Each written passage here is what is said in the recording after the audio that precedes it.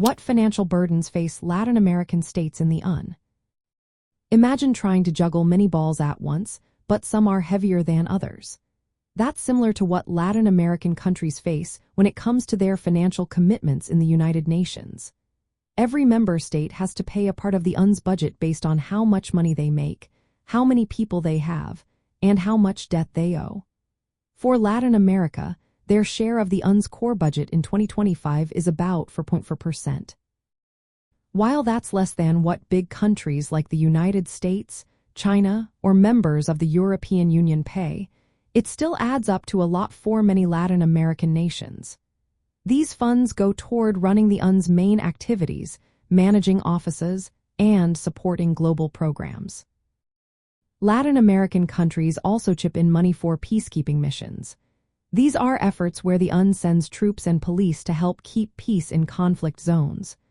The costs for peacekeeping are assessed separately from the regular budget. Countries like Uruguay and El Salvador often send personnel, which means they have to pay for training, equipment, and deployment. Even though their financial share is smaller compared to the biggest contributors, these costs can still strain their budgets, especially when resources are limited. Many Latin American nations face economic hurdles that make paying these bills tougher. The region's economies grow slowly, and high poverty levels around 27% mean many people struggle to get by. Structural issues like low productivity and inflation also make it harder for governments to raise enough money domestically.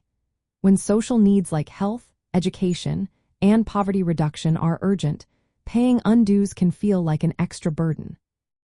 These countries have to find ways to balance their international commitments with their own people's needs. Participation in the UN is seen as important for Latin America. They want a stronger voice in global decisions and to shape reforms that reflected their interests.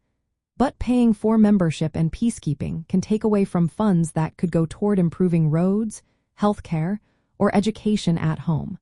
This creates a constant challenge: how to stay engaged internationally while also taking care of domestic priorities. The region also aims to contribute more to global development goals, like reducing poverty and fighting climate change. However, experts estimate Latin America faces a financing gap of around $99 billion each year to fully meet these goals. That's beyond just paying undues, it's about investing in long-term development. So, while Latin American states are committed to being active in the UN, they often have to navigate these financial pressures carefully. Their involvement shows a desire to be part of the global community, even when resources are tight.